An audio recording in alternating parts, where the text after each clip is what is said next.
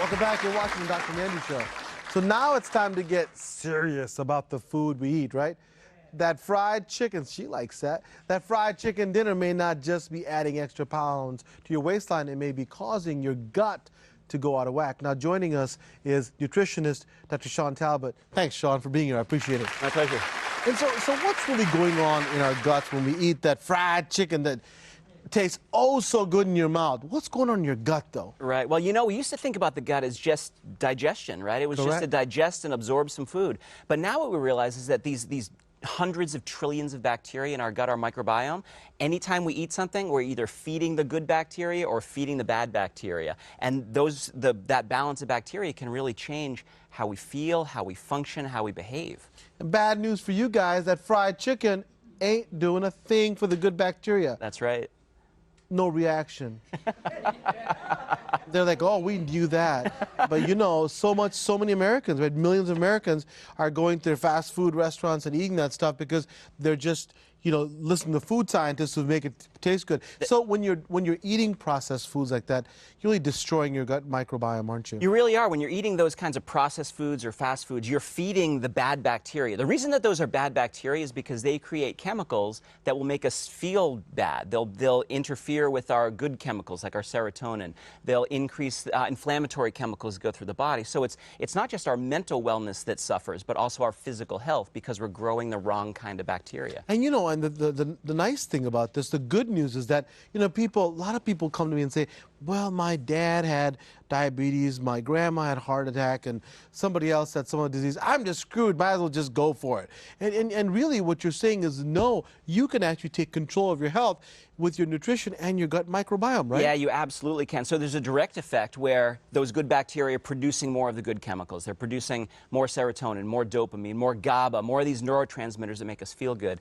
If we can starve out those bad bacteria, we don't produce as many of those inflammatory chemicals. But one of the really cool aspects of science now is that microbiome changes how the genes in our bodies are expressed. So you could have a bad gene or a bad hereditary profile, but if your gut is good, you're going to express those genes in a healthy way. And that's amazing. What Shawn said was just phenomenal. Here's why, is because you can have genetics that give you an increased risk for certain diseases, but this is called epigenetics. So there's a whole idea behind called epigenetics where certain things happen around those genes, turn this one on, that one off. That's right. And guess what? If you eat the right way, you know, to support a good microbiome, a good gut flora, then you can change the flip the script and reverse the entire process. Now you've got some amazing foods out here. If I'll show the audience here. Tell me about them. We got some broccoli, we've got beans and these berries. Tell me about how that can reverse some of the problems you're having. One of the greatest things about understanding the microbiome is that we know we can change it in just a few days. Within about 3 days, we can change your microbiome from what we call dysbiotic. It's unbalanced and it's producing the wrong kinds of chemicals. If we feed it the right foods, not only do you grow the right kinds of bacteria, but you starve away the bad guys. So what you see on the plate there is very high fiber foods. The best thing you can do for your microbiome is eat high fiber foods. So green leafies and beans and the berries that you see there are high in flavonoids. These are what we call phytobiotics. They don't necessarily grow the good bacteria, but they protect them once they're there. So eat the fiber to grow the good guys, then protect them and displace the bad guys. And that's a really good way to go. Here's the nice thing about them, like I always say, they're delicious. They are. And, you know, you don't have to go to some specialty store to get them, right? You can get them anywhere. Any grocery store is going to carry these kinds of things. You don't have to travel far away. You don't have to spend a lot of money. And you can get them right there. And notice that what Shawn's got, you guys have to really listen to that. Look at the color. Eat stuff with color. If you got, you know, whites and beige and brown, that kind of crap, just get that out.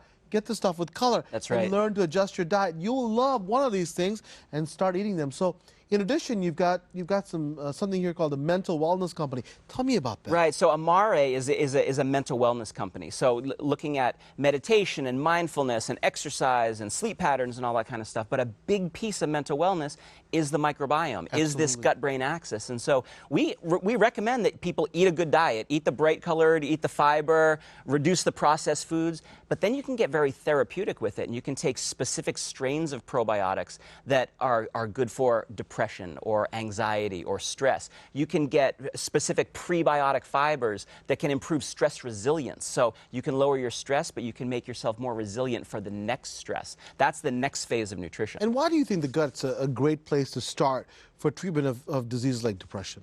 You know, as a biochemist, I think, you know, when we look at depression, it's being sensed here in our first brain, but it's probably starting in our second brain, in our gut. And so what we like to do is look as far back in the biochemistry as we can and say, well, maybe it's your neurotransmitters, but you know what, maybe it's your inflammation. Well, wait a minute, maybe it's your immune system, maybe it's your gut health, maybe it's your microbiome. And if we can go all the way back and get all of those pieces of the gut-brain axis balanced, you're going to be in the best state possible. Well said. Awesome stuff. And here's the thing, you know, it's not just he's telling you about a problem, but there's a fix, an easy fix. You know, fix what you're eating. Don't eat fried chicken. Don't go through fast food restaurants.